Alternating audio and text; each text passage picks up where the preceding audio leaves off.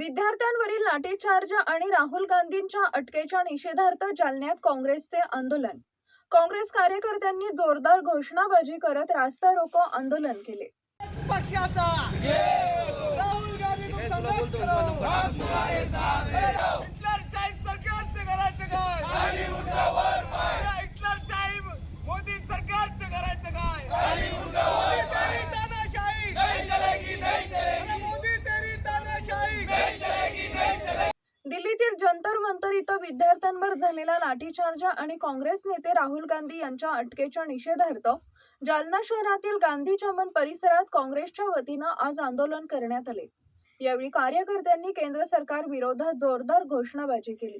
नीट पेपरफुटी प्रकरणाची नैतिक जबाबदारी स्वीकारून केंद्रीय शिक्षण मंत्री धर्मेंद्र प्रधान यांनी राजीनामा द्यावा अशी मागणी काँग्रेस पदाधिकाऱ्यांनी केली आहे। तसेच विद्यार्थ्यांच्या आंदोलनावर टीका केल्याप्रकरणी शेतकरी नेते सदाभाऊ खोत यांच्यावर गुन्हा दाखल करण्याची मागणी आंदोलकांनी केली आहे।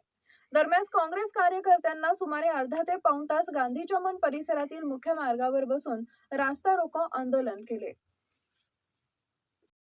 तुम्ही आक्रमक झालेला आहात आणि काय कारण घोषणा देण्याचं?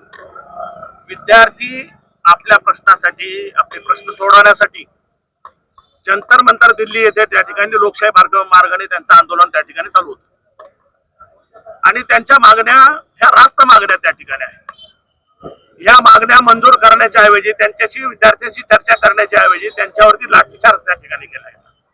अनेक विद्यार्थी जखमी झाले, अनेक विद्यार्थ्यांनी आत्महत्या केल्या, अनेक विद्यार्थ्यांचे जीव प्राण त्या ठिकाणी गेलेले आहेत। अशा वेळेस सरकारने न्यायाची भूमिका ठेवण्यात ते अन्यायाची भूमिका त्या ठिकाणी करते।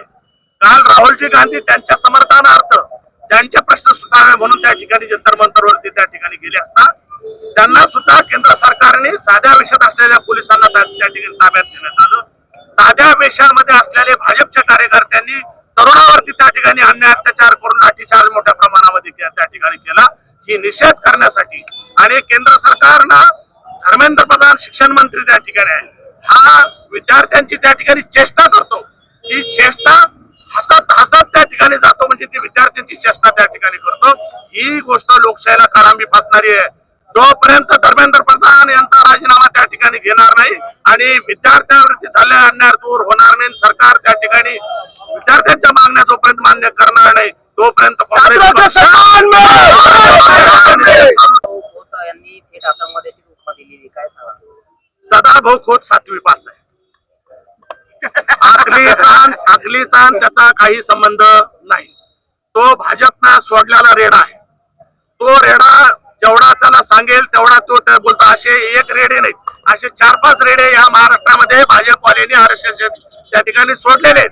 या रेड्याचा बंदोबस्त काँग्रेस चांगल्या पद्धतीने भविष्यात करू शकते। तो जर आमच्या विद्यार्थ्यांना, ह्या देशामध्ये राहणाऱ्या उच्च शिक्षित विद्यार्थ्यांना आतंकवादी जर म्हणू शकतो तर त्याला आतंकवाद्याची भाषा काँग्रेस सरकार आल्यानंतर त्या ठिकाणी, काँग्रेस सरकार आज येईल उद्या येईल पण आजही आतंकवाद्याची भाषा काय असते त्यांना त्या ठिकाणी शोभत नाही। आम्ही उलट सरकारला या ठिकाणी मागणी करतो की सदाभाऊ खोतवरती गुन्हा दाखल त्या ठिकाणी केला पाहिजे।